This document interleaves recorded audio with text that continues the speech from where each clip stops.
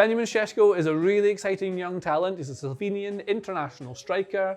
He plays at RB Salzburg, and all the big teams want to buy him, like Chelsea and Man United and others. This is him here. This is what he does. He is a striker. He tended to play at Salzburg as part of a front two in a 4-4-2 diamond. You see this kind of shape here.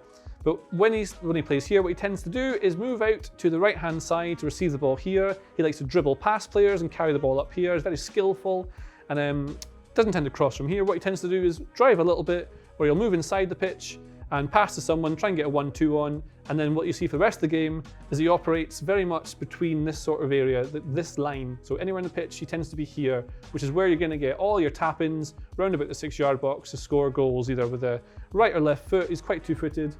Finishes well from close range, maybe not so much from long range. But his style of play, if we look at what he does, according to statistics, shows us more of what this kind of player does and what other teams are looking at when they're identifying him as a potential target to sign as a transfer.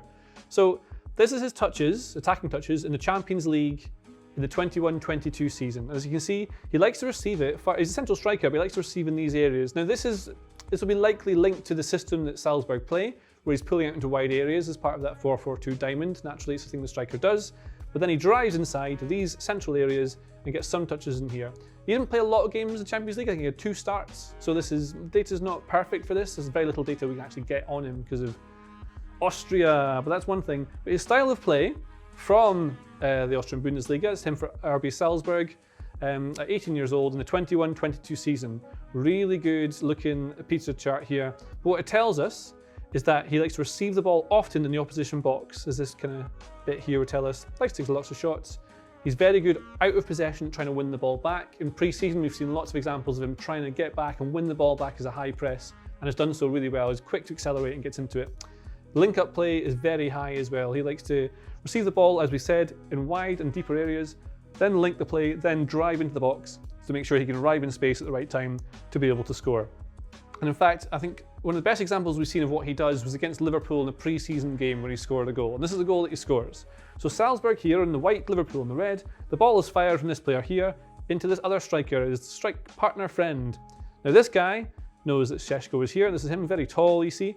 The ball's going to get laid off to Sesko. That's what happens. His touch is here, Sesko sees it. Now straight away, a good player notices where the space is. The space is obviously all over here. The 2 centre-backs are in a bit of trouble here because of that lovely forward pass while Liverpool have been attacking. Sesko's first touch here is excellent. Takes it past Konate and drives into this area here, as you can see. There we go. And then he drives past him. There's a bit of bad defending coming up here. Joe Gomez has retreated. Konate's trying to recover here. And this is what people are seeing from a player who's very tall. Often they're quite slow, and they've got a slow turning circle, whereas Sesko is quick. And that's the thing. It's like Holland or Schumacher that West Ham have just signed. They're big players who are mobile. It's very useful and very modern. Now he drives forward here, and one of the things that's interesting about this particular move and this passage of play is that Sesko loses control a little bit of the ball here. He's driving, running at speed, doesn't have total control of the ball. His technique sometimes lets him down a little bit, something that will improve with time, but he passes in for a 1-2. Terrible defending by this centre back here. He should be in line mostly with Gomez now, or just trying to track where the striker's going.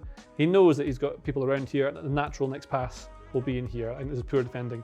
But the ball does come back. He goes from here to here, into there. Sesko tracks it, gets into the box, and finishes very well into the bottom corner. Excellent finish, puts it past the goalie.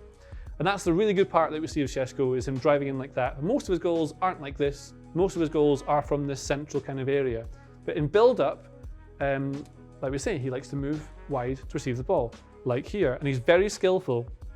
If he were on FIFA or something like that, I think he'd have quite a high skill rating because he likes to do little tricks. Some examples against Liverpool that were good. This is a nice one. So in this example here, what he does is the ball comes into him, he's got a defender tight to his back, knows he's coming in, and because normally he touches the ball and shields it, then passes inside, he can use that to his advantage and trick the defender. The ball comes in, lets it run through his legs, skinned, he's away, and then he drives with that pace down the line, but this is the bad part of him.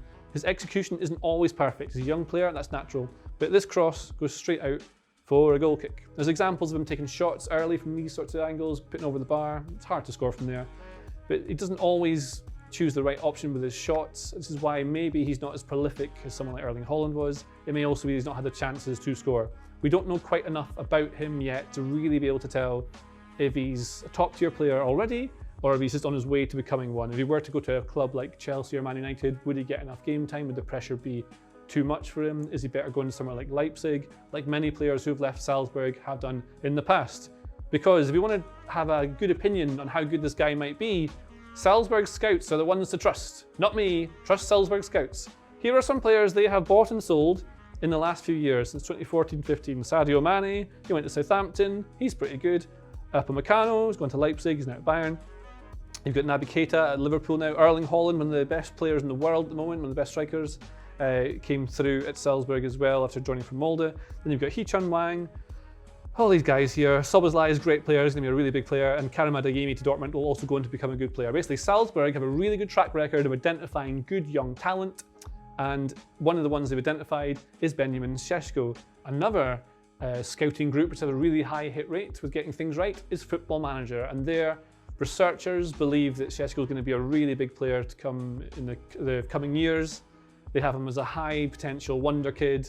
They're rarely wrong, they rarely get this sort of stuff wrong. So Football Manager players already know how good Sesko can become within that game as a simulation. It's obviously not real life, but in real life, I would say he looks like a player who could go on to become a very important player for someone going forward. Not an out-and-out poacher, likes to move into wide areas, can definitely develop and become something else, but because he's a big, tall lad, he becomes a striker, and it could end up being a really good goal scorer for someone, whether it's Man U, Chelsea, whoever wants to buy him.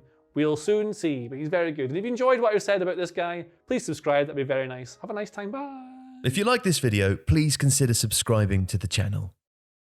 The Athletic brings you the best sports journalism in the world in a personalised experience, connecting you with the stories and teams that you care about the most. There's coverage of 13 sports, plus direct access to world-class journalists through live Q&As, discussions and podcasts. Not to mention, it's all ad-free. And you can try it now for free for 30 days by clicking the link in the description.